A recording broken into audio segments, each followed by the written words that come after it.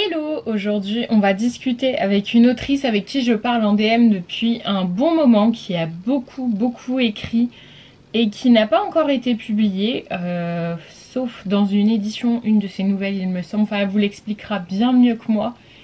C'est une personne qui est très anxieuse à l'idée des maisons d'édition, de l'écriture, etc. Et je trouve ça hyper intéressant de pouvoir discuter avec elle ouvertement des charges mentales qu'on peut trouver sur les réseaux, de l'anxiété par rapport à l'écriture. Enfin là vraiment parler de santé mentale et d'écriture en même temps. Donc voilà, on va partager ce petit moment toutes les deux. Bienvenue à vous dans nos petits cerveaux.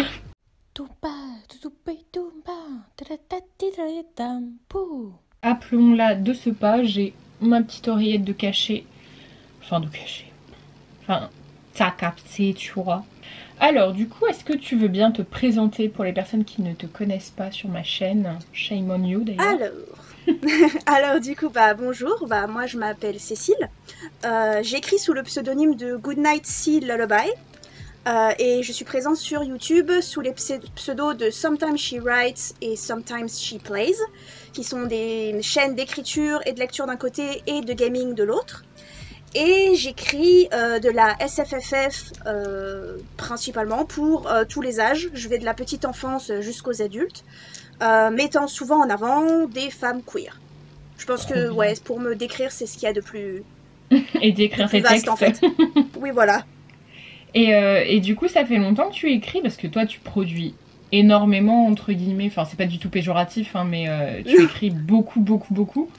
Ça fait longtemps que t'es là-dedans? Pour moi, ça a toujours été là, en fait. Je peux pas te dire la première fois que j'ai commencé à écrire ou la première fois que le premier projet que j'ai fait. Pour moi, ça a toujours existé. Je dis souvent, en fait, c'est un peu ridicule, mais je dis souvent que j'ai commencé... Enfin, comment je dis déjà? Que j'écris depuis que je sais parler. Parce que quand j'étais gamine, j'inventais des histoires que je racontais à qui voulait les écouter, souvent ma grand-mère. Et j'inventais des histoires complètement rocambolesques à mes Barbie, à mes Playmobil, à mes peluches qui ont toutes un prénom, un boulot, une famille et des aventures qu'ils ont vécues un peu contre leur gré. Et c'était, voilà, pour moi, raconter des histoires, ça a toujours fait partie en fait de ce que je suis. Donc au final, je suis pas capable de te dire une date exacte ou même s'il y a un projet particulier qui a commencé. Le projet le plus loin que je me souvienne moi, il date du collège, qui est une petite saga de fantasy que j'essaye toujours d'écrire au moment où on parle et que j'ai un peu de mal parce que c'était vraiment pas terrible à l'époque et qu'il y a rien à rattraper dans ce truc-là. Oh, mais sinon, non, voilà, ça a toujours été là, quoi. Non mais c'est fou parce que du coup c'est hyper intéressant ce que tu dis, c'est que vraiment il y a le monde de l'imaginaire qui fait partie de toi, mais que pas forcément que par la forme écrite non plus, l'idée de raconter, de tout ça, de transmettre. C'est hyper intéressant parce que tu vois, moi j'ai commencé par le format inverse, c'est-à-dire que j'ai commencé par écrire et après vouloir partager, alors que toi du coup t'as commencé par vouloir partager avant d'écrire au final. J'ai toujours eu ce besoin. Alors, je dirais pas que j'ai ce besoin d'attention, parce que quand je suis plutôt du genre à toujours dire que je veux pas qu'on me remarque et que je veux rester cachée dans mon coin. Mais c'est vrai que pour ce qui est des histoires et des choses à raconter, moi je trouve ça triste de garder ça pour soi en fait. Et j'ai toujours voulu pas forcément qu'on me dise que ce que je faisais c'était génial, tu vois, mais qu'on me donne un avis dessus ou que de partager avec quelqu'un ce que j'avais à dire, parce que au final. C'était mon moyen de m'exprimer, et puis ça l'est toujours un petit peu. Je suis pas forcément la plus bavarde, je suis pas forcément la plus... Voilà, et donc du coup, pour moi, ça, c'est parler, entre guillemets. Écrire, c'était ma façon de parler, puis c'est plus facile. C'est comme... tu vois, par exemple, j'ai peur de parler en public, mais j'ai fait du théâtre. Parce que quand t'es un personnage, ou quand t'écris quelque chose, c'est pas vraiment toi, mais il y a quand même un petit peu de toi. Et donc du coup, pour moi, c'était ma façon de communiquer. Ah ouais, c'est marrant que tu aies réussi à faire du théâtre du coup, parce que moi c'est quelque chose par exemple qui me terroriserait complètement. Alors que parler en public de mes projets, tu vois, c'est plus facile, tu vois. C'est marrant parce que du coup on a ces différentes formes d'anxiété qui se manifestent quand même, on va pas se mentir. Bah ouais. Et du coup, qu'est-ce qui t'a donné envie de te lancer sur les réseaux? Parce que justement, avec ce stress quand même d'être vu, d'être jugé, de tout ça, qu'est-ce qui t'a donné envie d'ouvrir ta chaîne YouTube, d'être sur Instagram, tout ça? Alors à la base, moi j'ai commencé Twitter pour un truc tout con. Je voulais que le groupe de rock et de metal Icon for Hire me connaisse. Donc du coup, je me suis lancée sur Twitter parce qu'à l'époque, ils étaient vraiment un tout petit groupe et du coup, ils répondaient beaucoup aux fans. Donc du coup, j'ai eu mes propres petites réponses d'Icon for Hire. Sur mon compte privé, ils me suivent. Enfin, c'est vraiment tout un truc. Wow. Et après, petit à petit, j'ai découvert Wattpad. Et ce qui s'est passé avec Wattpad, c'est que j'étais dans une période où j'écrivais plus parce que j'avais participé à un concours d'écriture qui m'avait dit, en gros, d'arrêter d'écrire parce que c'était pas fait pour moi. Waouh, la violence. Voilà, donc du coup, j'avais arrêté d'écrire parce que quand t'as 15 ans et qu'on te dit d'arrêter d'écrire, eh ben tu le fais. Et aux alentours de 20 ans, j'ai entendu parler d'une autrice qui avait publié son bouquin provenant de Wattpad. Et en fait, je dis toujours que je déteste cette histoire parce qu'en fait, elle a commencé à partir d'un gros moment de jalousie. Parce qu'en fait, quand je me suis intéressée, quand je suis allée sur Wattpad, le premier truc qui m'est venu, c'était de dire mais en fait, c'est de la merde. Et pourquoi ce truc-là, c'est publié et pas moi? Tu vois ce que je veux dire? Ouais, non, mais je comprends tellement. Et du coup, sur un coup de tête, ce soir-là, je me suis inscrite sur Wattpad. Et j'ai repris l'écriture à ce moment-là. Ce qui est horrible, parce que si ça se trouve, en fait, c'était très bien ce qu'elle faisait, cette petite demoiselle, et que elle avait plein de fans, et que les lectures, c'est subjectif de toute façon. Donc, c'était vraiment ce côté-là où j'étais très malheureuse de pas écrire, et de voir quelqu'un d'autre réussir et pas moi, ça m'avait brisée, en fait. Et du coup, ça m'a fait reprendre l'écriture. J'ai posté sur Wattpad, j'ai commencé à avoir un petit peu de monde sur Wattpad, et petit à petit, j'ai commencé à rencontrer d'autres auteurs et autrices de Wattpad, et du coup, on s'est suivi sur Twitter, et petit à petit, ma timeline Twitter est devenue plus une timeline d'écriture qu'autre chose. Du coup, je me suis lancée sur Instagram parce que c'était ce que tout le monde faisait. Et ensuite, il y a eu YouTube parce que je voulais me faire un peu remarquer à la base, puisque ça a été dans une époque où les booktubeurs commençaient à sortir leurs livres, ce genre de choses. Et parce que moi, dans ma vraie vie, on va dire, avec les gens qui m'entourent, je parle pas beaucoup écriture. Et le fait d'en parler à l'écrit, c'était bien, mais c'était pas suffisant. Donc du coup, en plus de me dire « Hey, peut-être quelqu'un va te remarquer sur YouTube, qui sait ?» Je me suis lancée pour également parler écriture avec des gens et avoir la sensation de vraiment parler, même si quelqu'un te répond pas directement, en fait. Et oui, ça dure depuis 2019. 2019 déjà? Ouais, janvier 2019. Ah ouais, donc ça va, ça fait un moment. Et t'es toujours sur Wattpad, du coup, ou pas du tout?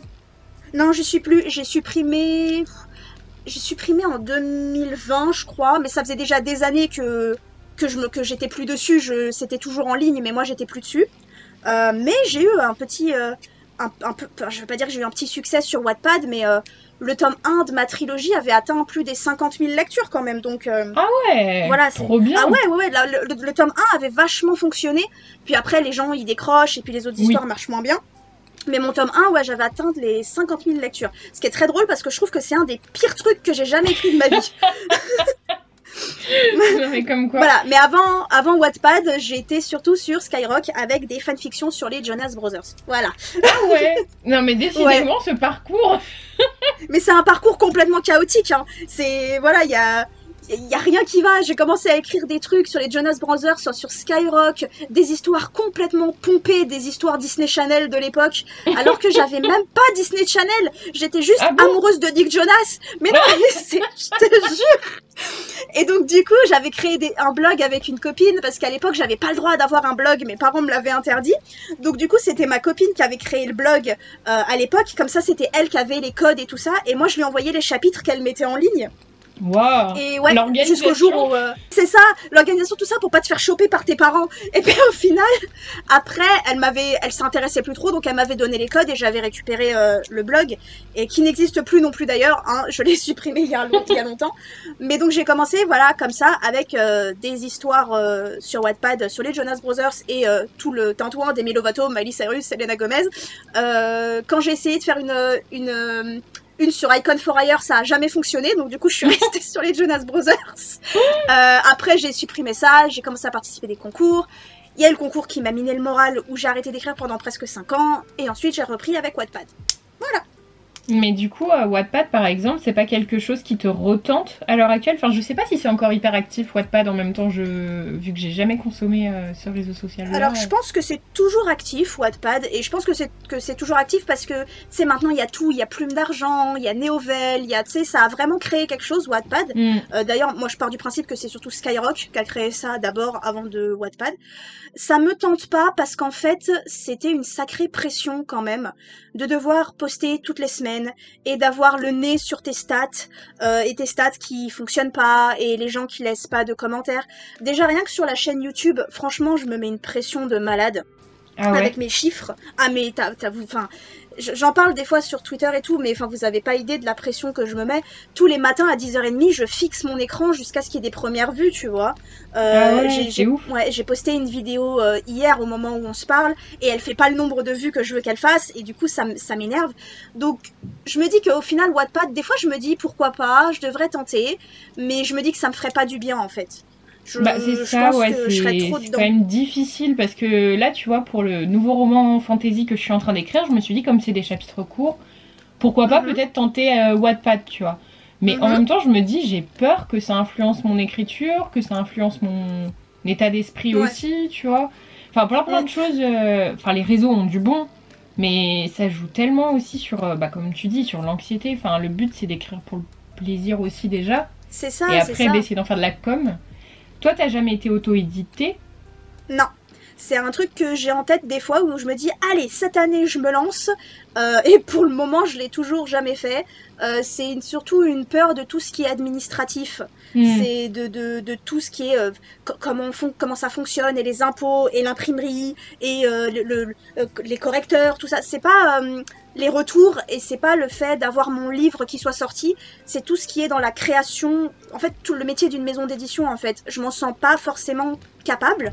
Mais ça fait partie des projets que j'aimerais bien tenter un jour.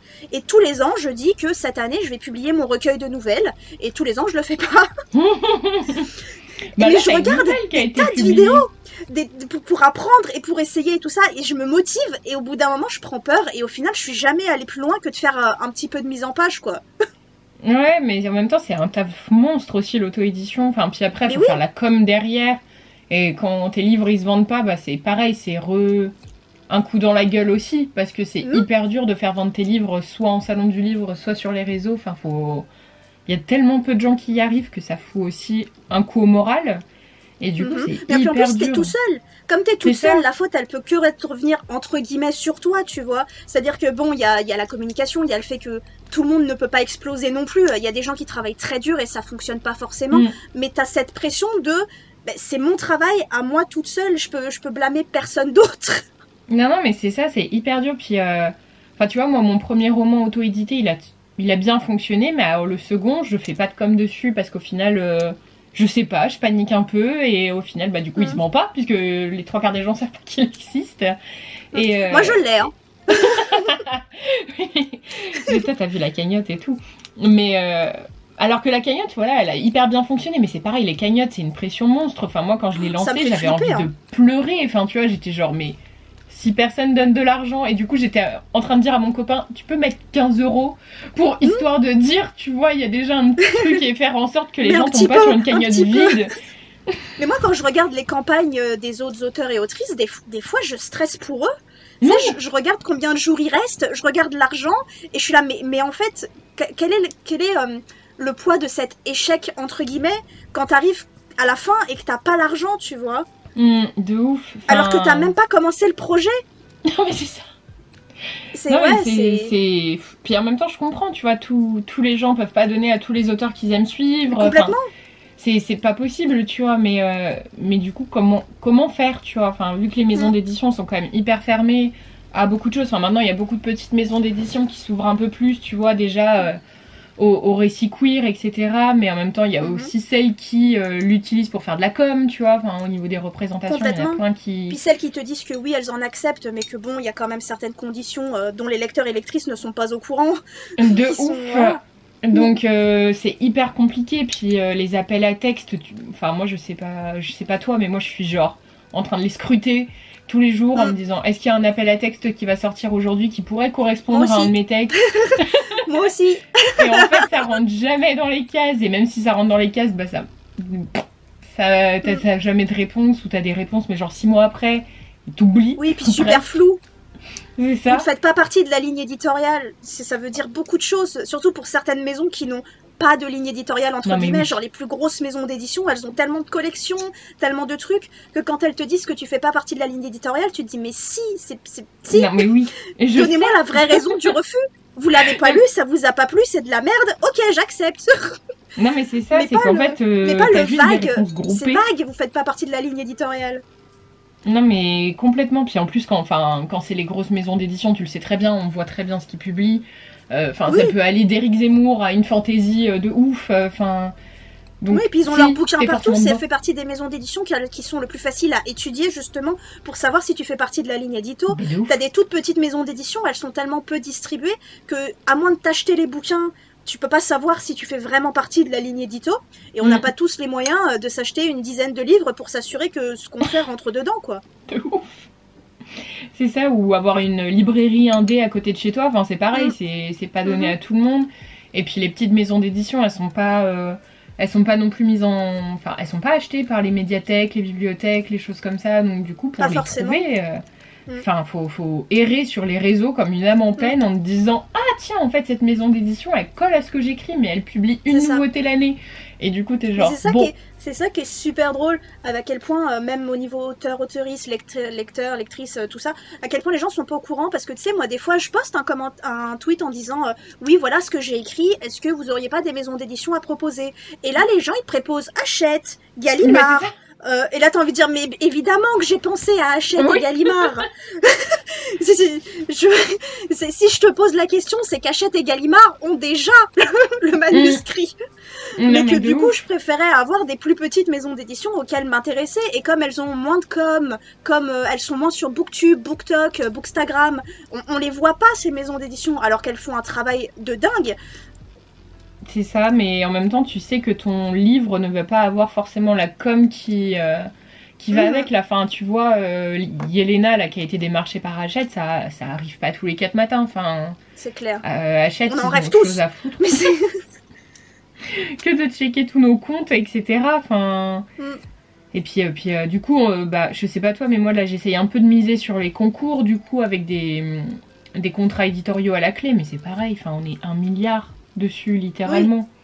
Oui. En fait, au final, quand tu regardes ces gros concours, j'en avais parlé un petit peu sur Instagram, tu sais pas vraiment si t'as plus de chance qu'avec une soumission basique. Toi, tu te rentres en tête que oui, t'as plus de chance parce que c'est un concours et que du coup, non. Mais au final, parce que moi j'ai envoyé à Gallimard, je sais pas si t'as envoyé à Gallimard, toi, mais moi j'ai envoyé à Gallimard, j'ai envoyé à Ozu.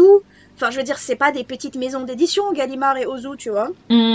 Non, mais complètement. Et puis même, tu vois, le concours des murmures littéraires, par exemple, où on a été présélectionnés toutes les deux, pour moi, c'était un petit concours, entre guillemets, et quand j'ai rejoint le Discord et que j'ai vu qu'on était je sais pas combien dessus, je me suis dit, j'arrive pas sur le Discord. Ah, mais moi, du coup, je le regarde pas. J'arrive pas à communiquer, j'arrive pas à parler, je crois que je me suis même pas présentée. Franchement, j'ai cette peur sur le Discord, et en plus, comme il y a tout un pan dans les serveurs où tu peux parler de ton texte et où tu peux partager des synopsis, j'en ai lu quelques-uns et je me suis sentie si nulle que du coup, je me suis dit, non, mais c'est bon, c'est mort. Non mais oui, il y a ce côté aussi avec les réseaux où tu te fais, tu te compares en permanence alors que, genre quand on voit Hachette, bon tu bouffes ton refus, on n'en parle plus. Mais là, Discord qui est hyper actif sur les murmures littéraires, moi je crois que j'ai arrêté de le regarder dès le 2e jour parce que ça me foutait une angoisse. Oui, moi aussi. À me dire, mais qu'est-ce que je fous là? Personne va vouloir mon texte, tout le monde va se foutre de ma gueule, ça va être horrible. Je suis là par erreur. Quand ils se sont trompés, quand ils m'ont envoyé le mail. C'est ça, genre, ils ont pas lu mon texte, c'est pas possible. Non, mais c'est fou parce que du coup, on en vient à nous-mêmes douter de notre légitimité alors que... C'est ça. Tu vois, ta nouvelle, là, elle est quand même sortie dans un petit recueil, là, récemment, c'est super cool, tu vois. Pas encore, le mois prochain. Enfin, le mois prochain, excuse-moi, je suis en avance. Au moment où tu vas poster la vidéo, je crois que ce sera sorti. Mais au moment où on parle, ça sort le 15 et 16 avril. Voilà. Non, mais c'est quand même super cool. Enfin, au final, tu vois, le concours qui t'a bâché il y a quelques années, bah, il avait tort. Et des fois, c'est hyper dur de pas rester axé sur bah, votre texte, il vaut rien. Enfin, Oui, c'est ça. Il y en a, ils Et puis sont c'est beaucoup plus violents. facile maintenant de se comparer parce que tu sais, maintenant on est la génération avec les réseaux, avec YouTube, avec tout ça. Je veux dire, moi quand je lis un livre d'un auteur ou d'une autrice que je ne connais pas, je suis pas jalouse. Tu vois, je lis un livre et puis ça me fait plaisir et puis j'aime ça et j'arrive pas à voir l'auteur et l'autrice comme une personne. Sauf que bah, maintenant, sur Twitter, je connais des tas d'auteurs et d'autrices. Certains qui ont réussi à être publiés, certains qui n'ont pas réussi, les concours, on participe aux mêmes choses, il y a des trucs où moi je réussis et pas elle. Et donc du coup, on se compare forcément parce que ces personnes-là, on les connaît sous un autre aspect que leurs livres. On connaît leur process, on connaît leur projet, parfois même en message privé, on se raconte nos vies. Donc du coup, on connaît ces gens-là, même si elles restent des personnes sur Internet qu'on n'a jamais vues en face à face. Quoi qu'il y a certaines personnes que j'ai rencontrées, mais en gros, il n'y a plus cette barrière du livre en soi, et c'est beaucoup plus facile de se comparer aux autres, alors que parfois on n'écrit pas du tout la même chose. C'est vraiment ça, en plus, on n'est pas dans les mêmes cases. On n'est pas du tout dans les mêmes écrits, mais au final, par exemple, bah, sur Twitter... Enfin, moi, tous les auteurs que je suis, ils sont genre, oh mon dieu, l'anxiété, oh mon dieu, la charge mentale des réseaux, oh mon dieu, je panique, oh mon dieu, mon texte est pourri. Et du coup, quand ils arrivent à sortir des trucs, bah, je suis trop contente pour eux. Et en même temps, quand ils y arrivent pas, bah, ça me fend le cœur pour eux. Et ça rajoute une pression en me disant, bah, en fait, si lui aussi y arrive pas alors qu'il écrit des trucs trop cool, bah, moi, j'y arriverai jamais. Enfin, il y a toujours cette espèce d'épée de Damoclès comme quoi... Enfin, il y a que la maison d'édition, tu vois, qui peut légitimer ton texte presque. Ouais, et puis avec, on parlait de Wattpad tout à l'heure, avec Wattpad, il y a quand même eu une sacrée vague de maisons d'édition qui contactaient les auteurs et autrices à l'époque directement sur la plateforme, et des fois des maisons d'édition à compte d'auteurs, alors que nous on savait pas trop ce que c'était à l'époque, on n'en parlait pas, tu vois, et puis pour beaucoup on n'avait même pas l'idée de se faire publier, et donc moi j'ai vu plein d'auteurs et d'autrices se faire arnaquer, se faire voler leurs textes, se faire avoir, se retrouver à devoir engager des avocats, et ça a créé une certaine tension et une certaine peur aussi là-dedans en te disant mais ça pourrait être moi, parce que moi j'aurais reçu ce message-là, évidemment que j'aurais répondu oui. Mais non, mais c'est ça, tu fonces encore dedans, enfin... Là, encore récemment, tu vois, enfin, moi j'ai quand même bossé en maison d'édition, je vais dire, les contrats, je les écrivais, tu vois. Et il y a une maison d'édition qui m'a contactée il y a pas longtemps en mode oui, on veut votre livre, machin truc, et du coup, genre vraiment, je me suis mise en PLS toute la journée, enfin toute la soirée, pardon, en me disant c'est bon, c'est enfin en train d'arriver, tu vois. J'ai annulé ce que j'avais prévu avec une copine, enfin mon copain il était ok, on va tout regarder, on va être sûr et tout. Et on a cherché tous les avis du monde sur internet, genre un stalkage, mais comme jaja, et on trouvait rien, tout avait l'air réglo, tu vois, donc j'étais là, donc c'est vrai, genre c'est vrai. Et en fait j'ai eu le mec au téléphone et en fait non. Tu vois, encore une fois, tu vois, et sauf que toucher cette étincelle de tu y crois pour te refaire bâcher dans la gueule pour que le mec il te finisse par te dire ah bah non, faut acheter 60 exemplaires. Moi, le mec au téléphone, j'ai dit mais mec, ça me coûte plus cher que mon auto-édition, pourquoi je te jetterais 60 exemplaires, ça n'a aucun sens. Mais moi, c'est ce que j'arrête pas de dire aussi. Pardon, je t'ai coupé, excuse-moi. Non, vas-y. C'est ce que j'arrête pas de dire aussi. C'est-à-dire qu'à chaque fois, tout le monde me dit ouais, mais un jour, tu verras, une maison d'édition acceptera ton texte. C'est cool. Mais une fois que j'aurai le contrat devant les yeux, peut-être que je vais me dire non, ça me convient pas. Donc au final, c'est pas juste l'acceptation de la maison d'édition, c'est aussi après comment on va travailler ensemble.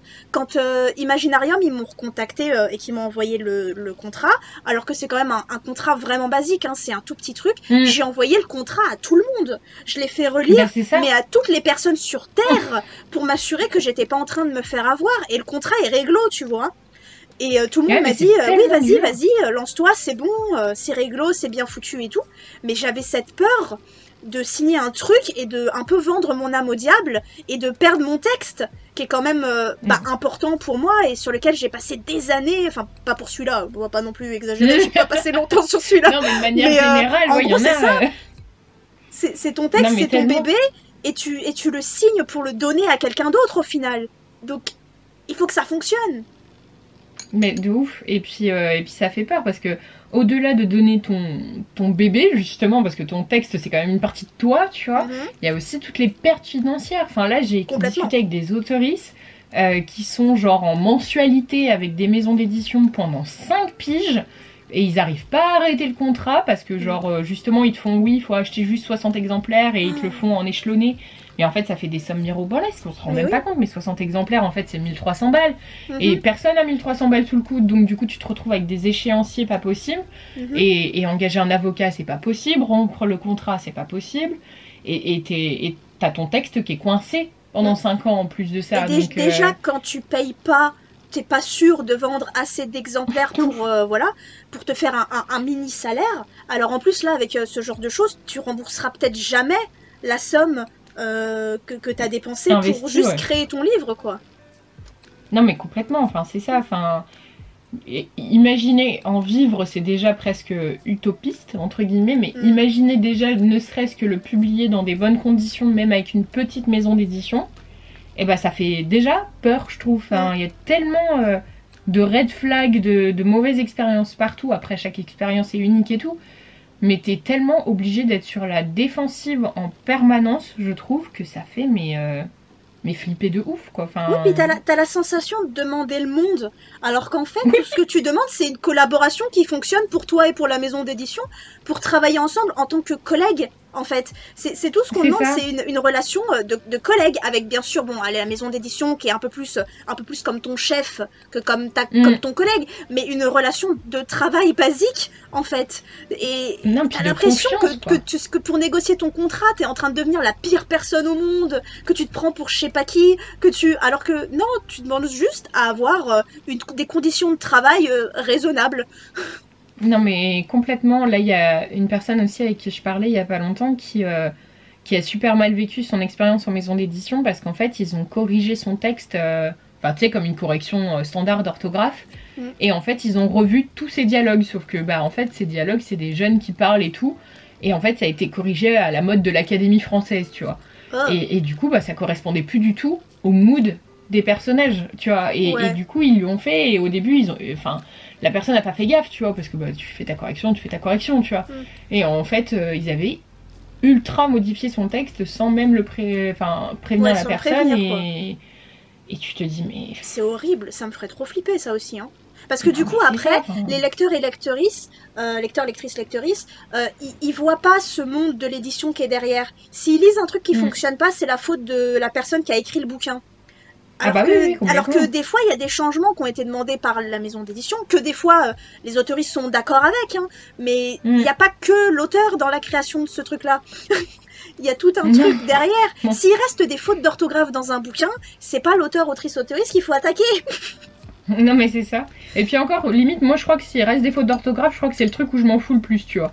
Ça dépend des fois. Moi j'ai toujours dit, si elles sont pas trop grosses, moi je les vois pas. C'est pas moi qui vais te dire qu'il y a des fautes, moi je vois que dalle. Par contre, des fois il y a des bouquins où il manque de la ponctuation et où les phrases veulent rien dire. Et là tu fais, oh, c'est un peu...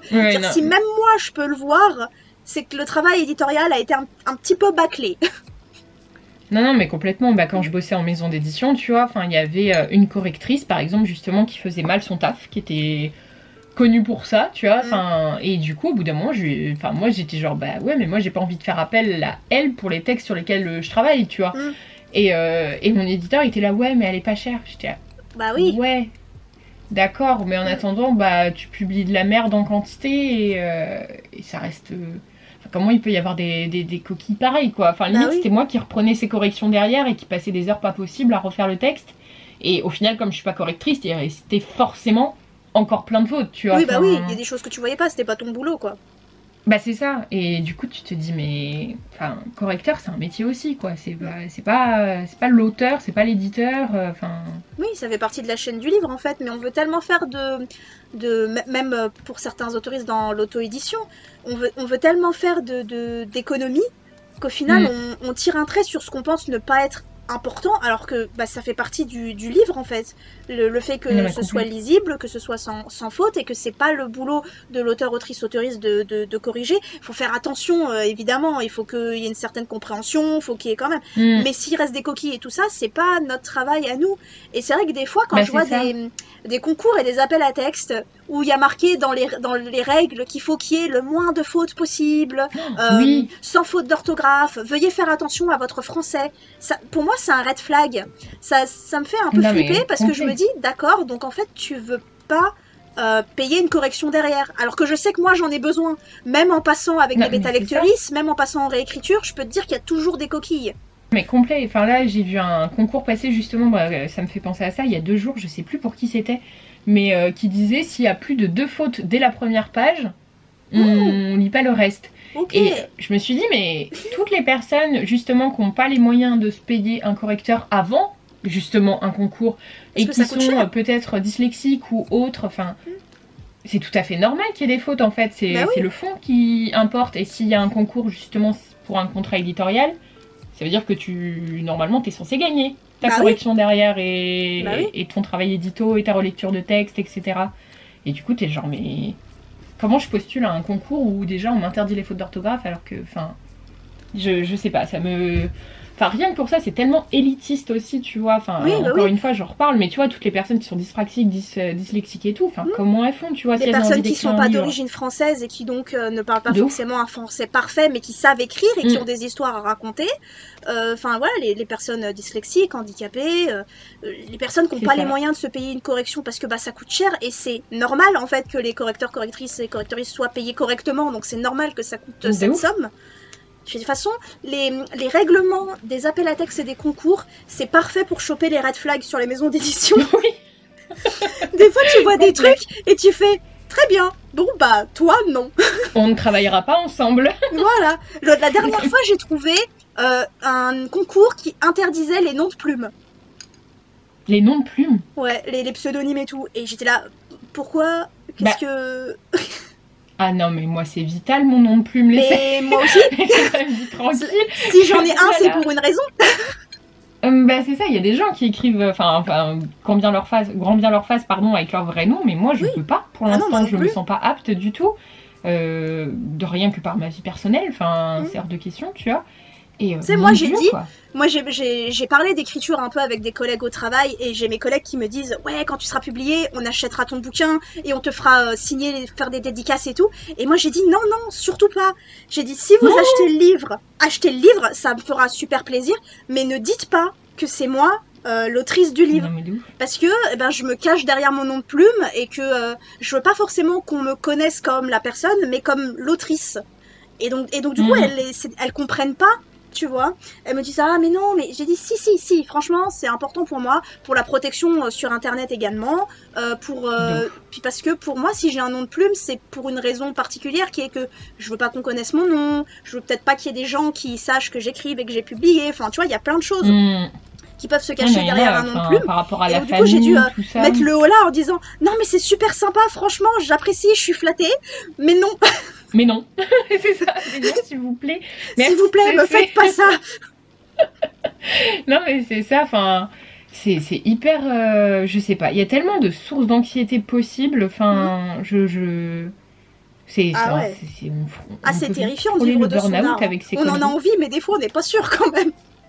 Non mais c'est ça, mais puis de toute façon déjà t'es obligé d'avoir un taf à côté, donc déjà tu te manges tes 35 heures dans la gueule, puis après seulement tu commences à tourner tes vidéos YouTube, les monter, les poster, aller sur Insta, les machins, répondre aux DM, et puis après l'écriture dans tout ça t'es presque genre, j'écris quand? Oui c'est ça, livre. C'est ça, t'as plus le temps et puis des fois t'as plus envie.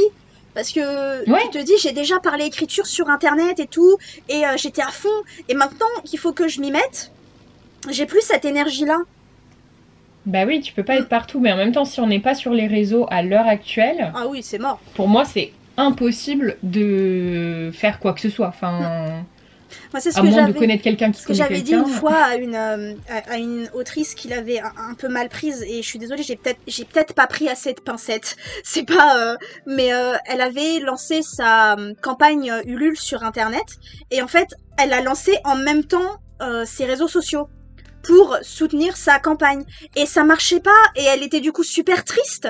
Et je lui ai dit, mais en fait, tu sais, c'est parce que il faut d'abord te former une communauté avant de lancer. Parce que là, personne te connaît, personne sait ce que enfin pas ce que tu vaux, parce que on sait jamais, on met ce qu'on veut sur les réseaux sociaux, évidemment, mais personne ne sait qui tu es. Tu soutiens pas une personne complètement inconnue sur un projet complètement inconnu. Bah non, c'est sûr, enfin les cagnottes déjà c'est une angoisse tellement haute déjà quand t'as une pseudo-communauté, mais alors quand on n'a pas, enfin moi je me verrais pas, tu vois, même donner 1 euro à une cagnotte au pif avec un Insta où il y a 2 followers et 0 post, tu vois, sans parler du chiffre. Tu connais pas les valeurs de la personne, donc du coup tu sais pas pourquoi tu payes, tu sais pas ce que ça vaut en fait au niveau qualité de l'objet livre.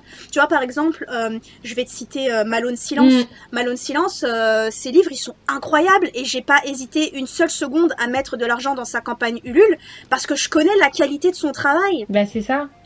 Alors que si tu débarques de nulle part, c'est pas que je veux pas te soutenir, c'est que j'ai un budget quand même assez limité et que je peux pas soutenir des personnes dont je ne sais pas de quoi parlent leurs livres, je sais pas quelle quantité de travail ils ont mis derrière, je sais pas leur valeur aussi. Par exemple, j'ai pas envie de payer pour un truc qui va être plein de biphobie alors que je suis bi, tu vois. Enfin, il y a plein de trucs comme ça qui font que il faut se créer une communauté et c'est extrêmement difficile de se créer une communauté et c'est extrêmement instable aussi parce qu'il suffit de voir la différence de followers par exemple que moi j'ai entre Instagram, Twitter et YouTube et où ce sont des personnes qui te suivent sur un réseau mais ne sont du coup pas au courant de comment ça se passe, de comment, enfin de ce que t'as fait, parce que tu parles pas toujours de la même chose au même endroit.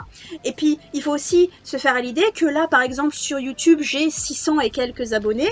Le jour où je suis publiée, il y en aura peut-être même pas la moitié qui achètera mon livre. Non mais c'est ça. Parce que faut une communauté déjà, engagée en plus. Constituer une communauté c'est dur, mais oui c'est ça.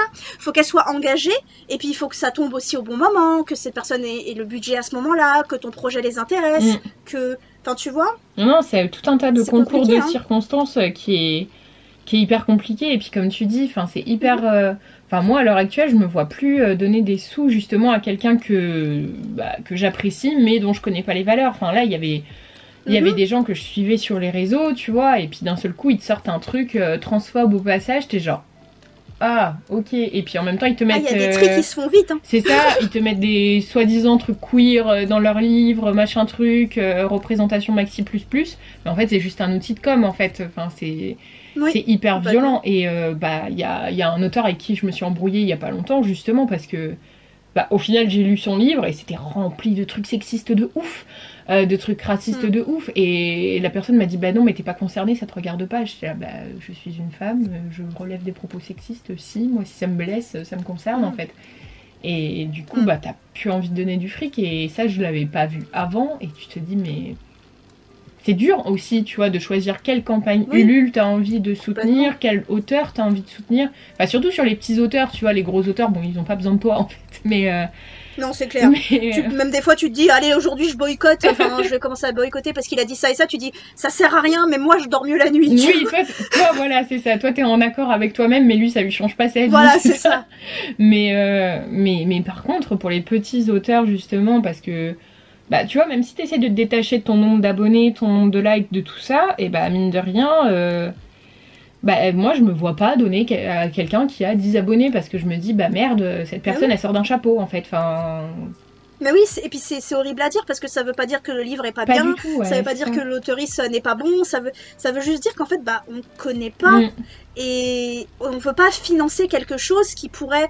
alors j'ai pas envie de dire quelque chose qui pourrait être mauvais parce que c'est complètement subjectif, mais qui pourrait blesser quelqu'un, tu vois, qui pourrait continuer de nourrir des stéréotypes et des clichés dont personnellement il y en a contre lesquels j'essaye de me battre, tu vois, et je veux pas que mon nom soit rattaché à ça non plus. Non mais c'est ça, et en même temps ça crée des communautés entre nous aussi, tu vois, ça crée un entre-soi où on communique avec que les mêmes auteurs, que les mêmes personnes, parce qu'au final c'est un petit monde quand même, tu vois. Et du coup, on s'entraide tous comme on peut, mais au final, ça reste que des auteurs au final qui te follow, des choses comme ça, et du coup, c'est hyper difficile d'atteindre le lecteur, hyper difficile d'atteindre les maisons d'édition, et au final, on reste quand même dans notre entre-nous où on papote d'écriture en disant que c'est galère, et du coup... Et on se dit, vas-y, si, tu peux le faire, vas-y, je crois en toi. Non mais de fou. N'abandonne pas. Et au final, tu te dis, si je lui dis ça à elle ou à lui, c'est parce que moi aussi, j'aimerais qu'on me le dise. Non mais c'est ça, t'as envie d'entendre, tu es légitime, ton texte est cool, enfin... Mais en même temps, moi, je suis arrivée à un stade où ça me suffit plus. Alors c'est peut-être aussi, tu vois... la société dans laquelle on est aussi, tu vois, qui produit cette envie-là, tu vois, de vouloir encore plus, Mais moi, là, ça y est, tu vois, j'ai auto-édité 3 livres, bah, j'ai envie de passer à la case au-dessus, et en même temps, j'ai pas envie de me dire que la maison d'édition, c'est le légitimeur plus, mais en même temps, il y a que lui qui peut t'offrir la com et la visibilité, au final, à l'heure actuelle. Enfin, à part un gros buzz inattendu sur les réseaux qui sort d'un chapeau, mais ça, c'est un gros coup de cul ou aussi. un gros concours, genre le concours Gallimard, par exemple. C'est ça. Où là, il y a déjà un buzz qui se crée avant, tu vois. Ouais, ou les concours, c'est comment, merde, Fixia aussi, qui marche bien. Enfin, après, moi, je l'ai jamais fait, mais...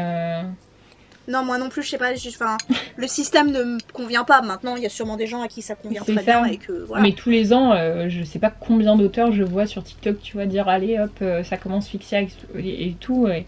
Et c'est vraiment un engouement. Ça devient des rendez-vous en fait. C'est ça. C'est comme le NaNoWriMo. Oui. C'est des moments où on se réunit tous en groupe et on fait allez. C'est bon. Aujourd'hui, on y croit. Je fais un truc. On y croit. C'est ça. Mais je pense que tu vois, au niveau des lecteuristes, tu vois, ça doit être difficile à suivre en fait, parce que, enfin moi du coup, je suis assez peu d'auteurs à part ceux avec qui je deviens presque pote, tu vois, au final, parce que je m'y perds en fait. Enfin, il y a trop d'infos, il y a trop de concours, il y a trop de nouveautés qui sortent, et du coup, je pense que les lecteuristes de manière générale, bah, ils peuvent être perdus, tu vois, entre tous les réseaux possibles, toutes les maisons d'édition possibles, enfin... Au final, moi, je me rends compte que je vais que en librairie, quoi. BookTok, Bookstar, Bookstagram... Enfin, je veux dire, si tu te mets à vraiment suivre beaucoup de monde, c'est un fouillis, en fait. Non, mais complètement. Et moi, sur YouTube, des comptes que je suivais, j'ai fait un énorme tri. Parce qu'au final, tu finis par plus suivre personne et par te voir proposer des contenus qui te correspondent plus. Et qui t'ont peut-être même d'ailleurs jamais vraiment correspondu, je suis pas sûre de mon mot là, mais ça a jamais été toi, tu vois. C'est ça. Ça a jamais, t'as suivi parce qu'il y avait du monde qui suivait et qu'on t'a dit que ces reviews étaient super et tout. Et c'est pas que t'es pas d'accord, c'est qu'au bout d'un moment tu dis bah ouais, mais c'est pas ce que je lis. Et au final, ça devient vraiment un fouillis, mais même au niveau des maisons d'édition, j'ose même pas imaginer le nombre de bouquins qu'elles reçoivent par jour et dont elles doivent faire le tri. Et même moi en bibliothèque, des fois quand les collègues ils font des commandes et tout, il y a des bouquins, j'en ai jamais entendu parler. Non mais de ouf, et puis quand tu vois qu'ils sont pilonnés 3 mois plus tard... Parfois c'est publié par des grosses maisons. Non mais c'est ça, c'est que les grosses maisons là maintenant, enfin... Là c'est ce que j'essayais de regarder, tu vois, maintenant j'aimerais bien, tu vois, des maisons d'édition qui publient 15-20 nouveautés l'année, tu vois, allez grand max, parce qu'il y en a, ils publient mais 300 nouveautés l'année, t'es genre mais c'est... Mais c'est ça, et d'un côté elles sont plus dures à accéder, mais au final t'aurais l'impression que ton travail est quand même plus mis en avant, tu vois, ce qui est aussi important. Bah, c'est ça. Moi j'en ai vu des auteurs, des auteuristes qui ont été publiés par des grosses maisons d'édition pour leur premier bouquin, et on était trop contents pour eux, et puis tu remarques que la maison d'édition elle en parle jamais, et que la personne elle galère à faire découvrir son bouquin, et que ça aussi c'est une chute en fait d'être publié chez un grand, et de voir que ça fonctionne pas. Bah, puis après, ce grand, en l'occurrence, ne voudra plus te rééditer parce que t'auras pas fait les chiffres de vente. Parce que ça a pas marché. Mais c'est normal, tu parles de l'autre bouquin pendant 15 posts tous les 3 jours, alors que le mien, personne n'en parle. C'est ça, alors que Marc Lévy, entre guillemets, je le connais pas, moi je l'ai jamais lu, mais il a plus besoin de com, en fait, ce garçon, tu vois.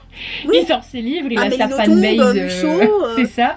Ils ont plus besoin de nous, C'est ça, ils vont, enfin les gens qui aiment lire leurs livres, ils vont aller tous les ans acheter leurs nouveaux livres en fait. Ils n'ont pas besoin de com, ils sont mis en tête de gondole dans toutes les librairies du monde en 5 minutes. Et du coup... Oui, sur toutes les bibliothèques, dans toutes les bibliothèques, partout. Enfin c'est ça, et du coup les plus petits auteurs, tu vois, enfin ils sont quand même plus difficilement mis en avant, sauf si voilà, t'es une star entre guillemets des réseaux, ou quelque chose comme ça, où là on va te donner une com qui est... beaucoup plus développé, mais quand t'es persona non grata... Bah oui, c'est comme quand ils publient des livres de Wattpad, ce que je trouve génial. Moi je trouve que c'est super de se faire repérer sur Wattpad. Complet. Mais que tu vois que derrière il y a écrit plus de 500 000 vues sur Wattpad, et c'est là, oui, donc ok. Donc le truc a déjà... Alors les vues sur Wattpad et les livres achetés, c'est pas la même chose. Une vue sur Wattpad, ça veut dire énormément de choses. Ça peut vouloir dire que le mec il est tombé sur ton bouquin, il a lu 2 paragraphes et il s'est tiré. Non mais complet. Oui, et donc du coup ça veut rien dire et ça donne l'impression d'être qu'un chiffre et qu'on t'a fait confiance uniquement pour ça. Ce qui d'un côté est pas forcément, on sait que c'est vrai que les maisons d'édition sont des entreprises et on est d'accord que ils ont besoin de ça pour vivre parce que bah il faut bien que l'entreprise tourne. Donc voilà, mais ça fait vraiment la sensation que t'es un objet, pardon, j'ai reçu un message, t'as vraiment la sensation que t'es un objet, alors que toi, t'as cru en ce bouquin pendant des années, t'as mis des années à le lire, à l'écrire, ouais. Tu vois, et tu l'as relu, tu l'as fait relire, et tu l'as rebossé, tu l'as détesté, tu l'as adoré, pour au final être juste réduite à un petit post sur Insta, et où on te dit, bah, ça marche pas, on recommencera pas, quoi. C'est ça, puis je crois que en plus, moi, tu vois, j'ai pas envie d'être... Bah, que si un jour, imaginons par le plus grand des miracles, un de mes livres est édité, j'ai pas envie d'être la personne qui a été vue sur TikTok ou enfin tu vois, j'ai envie d'être auteur, tu vois, enfin reconnu pour mon écrit, pour le livre que je présente, pour les causes que je défends dedans et pas parce que j'ai un chat trop mignon sur TikTok, tu vois, enfin... Mais moi j'ai un peu de mal à mettre, je l'ai fini par le mettre parce que je me dis que bon ça peut intéresser, mais dans les lettres d'intention pour les maisons d'édition, j'ai du mal à mettre que je suis aussi créatrice de contenu, parce que j'ai pas envie qu'on me voit comme ça. La raison pour laquelle je crée sur les réseaux sociaux, c'est parce que je suis autrice et que je veux qu'on me voit en tant qu'autrice et pas pour autre chose. Non mais complètement, puis si c'est pour qu'ils aillent faire le tour de toutes tes vidéos et qui te jugent sur ta personne, ta présence sur les réseaux, bien plus que sur ton texte. Oui, c'est ça. Moi, je crois que ça me gêne un peu aussi, tu vois. Là, il y a une maison d'édition, enfin la maison d'édition là où je t'ai parlé là tout à l'heure, qui au final était une maison d'édition en compte d'auteur. Le mec au téléphone, il m'a dit « Ah bah en fait, je vous avoue, j'ai pas lu votre texte et moi, ce qui m'intéresse, c'est une tête d'affiche. » Et moi, j'étais genre... What? Enfin, tu vois, enfin, oui, moi, je vais réussir à parler devant des gens, je vais réussir à défendre mes causes, etc., mais j'ai pas envie d'être ça là. Moi sinon je me lancerais dans la politique en fait, tu vois. Enfin je sais pas. Si tu prends mon texte, lis-le et puis avant de m'appeler s'il te plaît, ou alors me le dis pas. Oui c'est ça, je veux pas une réputation entre guillemets toute construite. Je veux que ce soit parce que mon livre a plu. C'est tout. Ouf, et qui parle à des gens et que ça permet de défendre. Enfin moi mes livres ils sont engagés, j'ai envie de défendre des causes et j'ai pas envie d'être réduite à enfin au téléphone il m'a dit oui mais vous êtes jolie, vous êtes machin, je genre red flag là franchement. Non mais de ouf. Et puis j'étais genre gars tu m'as pas vu les 3/4 des journées je suis en pyjama, laisse-moi non puis ça a rien à voir, c'est pas pour ça que tu veux publier ton bouquin. Non mais en gros il voulait une nana jeune punchy à foutre sur cette tête d'affiche et en plus me faire payer, tu vois. Oui en plus, parce que sinon c'est pas drôle. Ah bah oui, en plus voilà, en plus la payer, dans faut pas déconner non plus. Le féminisme ça va 5 minutes. Non mais voilà, mais j'étais là mais gars s'il te plaît respecte-moi un petit peu quand même. Je veux bien être naïve mais quand même. Bah oui, j'ai un rêve, je veux être publiée mais faut pas non plus trop tirer sur la corde. C'est ça, mais c'est presque trop demandé des fois. C'est ça qui est fatigant. Mais du coup, tu disais, toi, tu stresses beaucoup. Tu me disais au niveau des stats sur tes réseaux, sur tout ça. Enfin, ça doit être compliqué quand même.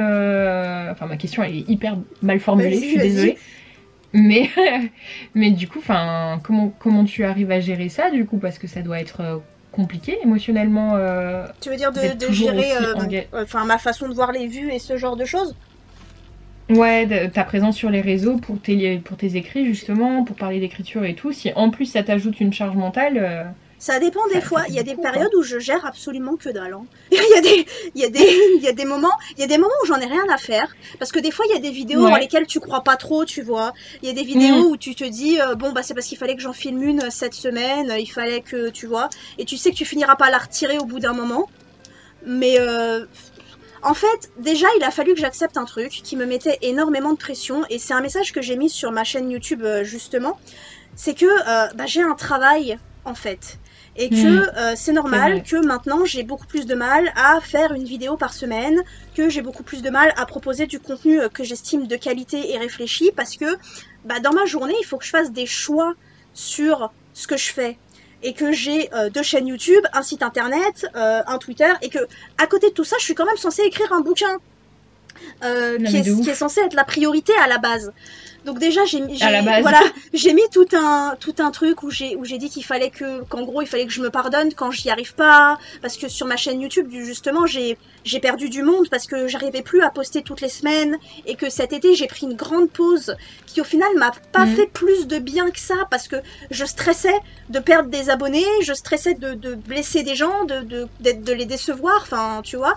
Et donc c'est compliqué. Honnêtement, c'est quelque chose qui est difficile. Et j'en ai un peu rien à foutre sur Twitter, par exemple, de combien de gens me suivent. Je suis pas capable de te dire combien de gens me suivent sur Twitter. Je suis pas capable de te dire combien de gens me suivent sur Insta. Par contre, des fois sur Insta, quand mes photos font moins de likes qu'une autre, là, ça me gonfle. Parce que, en fait, des fois, je me rends compte que quand je parle lecture, il y a plus de likes que quand je parle écriture. Et en fait, moi, je suis là pour l'écriture à la base. Et ensuite, sur ma chaîne YouTube, c'était l'inverse. Quand je parlais écriture, ça marchait mieux que quand je parlais de lecture. Sauf que parler de lecture, c'était quelque chose de simple. Il suffisait que j'ai lu un bouquin et c'est bon, j'avais une vidéo.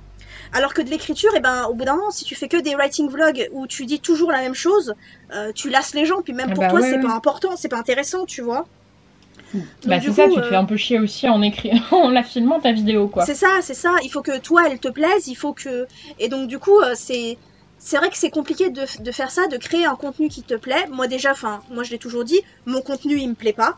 C'est pas ce que je dis qui me plaît pas, c'est pas mes idées, c'est la façon dont c'est monté, c'est la façon dont ça, où je trouve que c'est pas qualitatif et que en gros mes abonnés méritent mieux. Parce que j'ai pas les capacités de faire des bonnes vidéos, alors que je regarde la vidéo de quelqu'un d'autre qui est montée comme la mienne, et moi ça me convient en tant que spectatrice de regarder ça, tu vois. Mais moi je me mets une pression sur les épaules, où je me dis que ouais, si je gagne pas plus d'abonnés, c'est parce que y a pas de super transition, c'est parce que y a pas de la musique, c'est parce que je sais pas, j'ai pas parlé de tel bouquin que tout le monde lit, j'ai pas parlé de tout ça.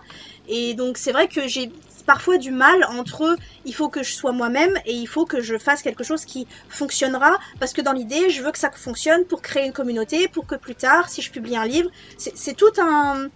je sais pas comment dire, tout un labyrinthe en fait. Est-ce que si je vais à gauche, ok, si je vais à gauche ça me plaît, mais ça marchera pas. Alors que si je vais à droite, ça me plaît pas, mais ça marchera, et ce qui peut me permettre d'avoir plus d'opportunités peut-être pour ce que je veux faire et qui me plaira.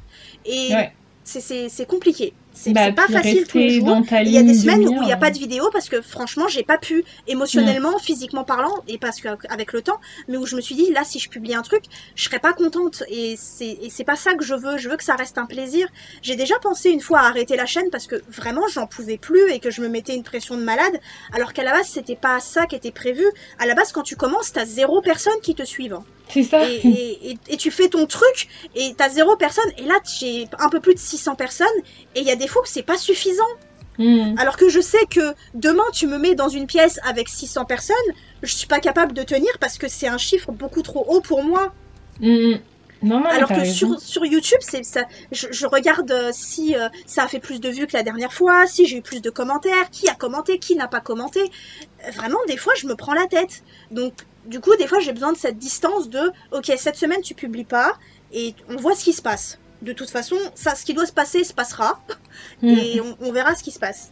Non, puis il faut y prendre du plaisir aussi, et c'est difficile, parce que je vois, par exemple, moi, c'est Margorito que je follow pas mal, et j'ai toujours l'impression qu'elle poste quand elle a envie, ce qu'elle a envie. Et alors, je sais pas si elle se met la pression ou pas, du coup, mais en tout cas, ça transparaît pas dans ses réseaux, tu vois. J'ai l'impression qu'elle fait ce qu'elle veut. Et des fois, elle disparaît pendant 7 jours et tout le monde s'en fiche. Et sa commu l'a accepté comme ça, tu vois. Genre, elle fait ce qu'elle veut, quand elle veut. Et c'est tellement ce que moi, j'aimerais toucher du doigt, presque, tu vois, et que je n'arrive pas encore à faire, de pas stresser dès que je poste un truc, de me dire ah mais ma mère aussi va voir cette vidéo, tu vois. et de poster de manière beaucoup plus spontanée, beaucoup plus légère, et de pas te dire putain ça se trouve je vais me faire bâche parce que j'ai dit ça, ça se trouve les gens ça va les saouler, mais en même temps c'est ce que je suis, c'est ce que je pense. Et du coup rester fidèle à toi-même entre guillemets, c'est assez difficile sur les réseaux. Ça fait flipper hein. Moi à chaque fois que j'ai posté du contenu queer, quand on regarde en fait, parce que moi je me dis autrice queer parce que c'est ce que je suis, hein, je peux pas dire le contraire, mais quand tu regardes ma chaîne, la playlist où je parle vraiment de sujets queer, c'est la playlist où il y a le moins de vidéos, parce que en fait j'ai peur avant de poster une vidéo. j'ai peur des retombées, et j'ai déjà eu des retombées où on m'a dit des trucs qui m'ont pas plu et où j'ai supprimé des vidéos parce que j'ai reçu des messages bien violents, enfin tu vois, ce genre de choses. Et donc du coup ouais, il y a cette arrière-pensée de tout ce que tu publies. Là j'ai pris le sujet queer parce que c'est le plus simple à illustrer, tu vois, mais à chaque fois que je poste une vidéo, je me dis ça c'est la vidéo où ça va pas marcher, où j'ai dit un truc qu'il fallait pas, alors que je parle juste d'un bouquin, tu vois. Non mais de ouf. Il y a rien dedans. Puis quand je l'ai filmé, ça se passait bien. Non mais c'est ça le pire. Enfin là, ouais, c'est ma dernière vidéo sur TikTok, je comprends pas ce qui se passe dessus. Enfin moi j'ai juste papoté pendant une dédicace, elle a fait max de vues et je me prends tous les masculins du monde sur la gueule et moi je suis genre mais vous avez pas autre chose à foutre. Moi j'étais juste en dédicace en train de faire un truc limite, enfin je pensais que ça allait faire 30 vues, enfin calmez-vous, tu vois. À la base, moi, je poste pour moi, je poste pas pour vous. Oui. Enfin... Complètement. Et enfin, bon, vu les messages que t'as reçus, être autant détaché de la réalité, c'est flippant quand même. Non mais... On est d'accord. Je suis tombée dans le mauvais verse, là. Ils étaient flippants, eux. Mais, oui, ils faisaient peur, ces gens. Moi, je veux pas les rencontrer. Hein. Non, mais c'est ça. Enfin, et puis, mon copain, il était là, mais essaye de plus regarder tes commentaires. Et j'étais là, mais c'est impossible. C'est dur, hein. C'est impossible. C'est extrêmement dur, parce que c'est quand même des gens qui s'en prennent à toi. C'est ça, et du coup ils s'en prennent aussi à la cause, aux causes que tu défends, que tout ça, que machin, enfin.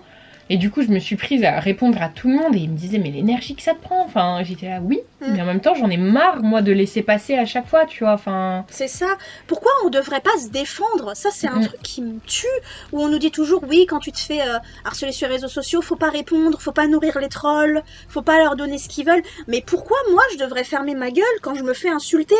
Non mais de ouf, c'est eux qui devraient avoir honte. Enfin, mais oui, eux qui... pourquoi c'est à moi de me taire? C'est ça. Enfin... Sachant qu'en plus, s'il y a bien un truc qu'Internet nous a appris, c'est que les trolls se tairont pas de toute façon, que tu réponds ou que tu répondes pas. Hein. Non mais de ouf. Donc, c'est bon. ça. Mais est-ce que tu veux conclure en présentant un petit peu tes textes, celui qui va bientôt sortir, tout ça, enfin... C'est ton moment. Alors, ma nouvelle qui va bientôt sortir est publiée dans une anthologie qui s'appelle Sorcellerie végétale et qui est publiée par la maison d'édition associative Imaginarium. Le thème c'était ça, c'était sorcellerie végétale. Et comment je pourrais décrire ce texte? C'est un texte qui parle de cauchemar, de vengeance, d'un amour impossible entre deux femmes. C'est toujours un peu des histoires de fin du monde avec moi. J'ai très peur de la fin du monde et de tout ça, donc du coup j'écris beaucoup dessus. Sinon, si jamais vous venez me suivre sur les réseaux sociaux, n'hésitez pas à venir discuter, c'est toujours avec plaisir. Et vous y retrouverez des histoires, mon process d'écriture sur mes histoires de fin du monde et de femmes anxieuses et queer complètement perdues dans leur vie. En gros, c'est toujours un peu ça, hein. C'est un peu répétitif. Il y a souvent des chats. Oui, voilà, parce que c'est important, les chats, ça fait des vues. D'ailleurs, je vais mettre Gotham pour faire des vues. Ouais, voilà, et c'est vraiment, genre, ça se veut... Enfin, franchement, sur mes réseaux, ça se veut chill, en fait. Juste, on discute écriture et on parle d'où on en est et de ce genre de choses. Sur ma chaîne, de temps en temps, je lance des petits débats sur l'écriture et la littérature. J'ai une chaîne gaming qui décolle pas, mais qui est très sympa, je l'aime bien. Oui, mais si t'aimes bien poster dessus, c'est grave cool. Puis voilà. Ce qui est déjà pas mal, ça te fait beaucoup d'activités. C'est déjà très bien. Parce que, on le rappelle, t'as un travail. Oui, j'ai un travail, je suis bibliothécaire, donc j'ai pas toujours tout le temps de faire ce que je veux. Oh putain, tu m'étonnes que tu as pas toujours le temps. Mais en plus, ton profil, il est hyper cool. Enfin, sur Insta, moi j'adore te suivre. Enfin, il se passe plein de choses. C'est hyper engagé et chill, comme tu dis. Donc, t'es hyper accessible. C'est vraiment hyper intéressant de te suivre. Donc, tu mérites plus d'abonnés. Parce que moi, j'ai toujours l'impression de me plaindre. Alors du coup... Bienvenue au club. Oui, mais en même temps, les gens sont pénibles. Bon, Moi j'ai dit que ça faisait partie de ma ligne éditoriale, hein, de me plaindre de mon écriture principalement plus que du monde de l'écriture, de me plaindre de moi et de mon écriture et que j'y arrive pas. Pour moi c'est ma ligne édito. Mais en même temps c'est qui tu es, donc ça fait partie aussi de ce qui se passe dans ton process d'écriture, donc Mais c'est ça. tu peux pas le rendre avec plein de paillettes et de fleurs autour si toi ça te crée de l'anxiété, c'est important d'en parler. Je me sens ultra illégitime, je me sens nulle, j'aime pas ce que j'écris, et voilà, ça m'empêche pas d'avoir terminé des romans et de quand même tenter l'expérience en maison d'édition, et j'espère un jour que quelqu'un y verra ce que moi je n'y vois pas. C'est poétique voilà. En plus. Oh, mais je te le souhaite en tout cas. Mais en tout cas, vraiment, merci d'avoir pris cette heure pour discuter avec moi, avec nous, avec les abobs. Et merci à toi de m'avoir proposé, ça m'a fait super plaisir. Bah non, mais j'aime beaucoup ce que tu partages et en même temps, on partage des anxiétés partagées, donc c'est un sujet hyper intéressant. Je trouve que les angoisses et la santé mentale avec l'écriture, on pourrait en parler des heures. Mais, oui, c'est clair.